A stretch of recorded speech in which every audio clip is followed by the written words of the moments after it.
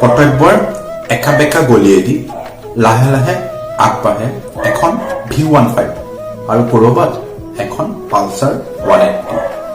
কৰ্তব্যৰ এক্সেলেটাৰডাল থাকে কৰি ঠাণ্ডাত কপি কপি কপি কপি। মৰমেই হওক বা লিখনি নপঠাব দেই পৰীক্ষা হলত আনৰ পৰা চাই চাই লিখাৰ দৰে। নপঠাব দেই অভিমানৰ জেৰেক্সখিনি। কপি পেষ্ট বেয়া পাওঁ মই, পাৰিলে পঠাব অৰিজিনেলখিনি। সমস্যাৰ গেটখনতে চকীদাৰী কৰি আছে দুটা ৰখীয়াই। কেনেকৈ আহিলে আপুনি ভিতৰলৈ? সিহঁতবোৰৰ চকুত ধূলি বালি ছটিয়াই। মই হাঁহি এটা মাৰিলো মিচিকিয়াই আৰু ক'লো, যদিহে তোমালোকৰ দুচকুলৈ বাঢ়ি আহে সপোনৰ জোৱাৰ আৰু চাৰ্টিফিকেটখন যদি ধুনীয়া হৈ পৰে খুব সুমধুৰ, তেনেহ'লে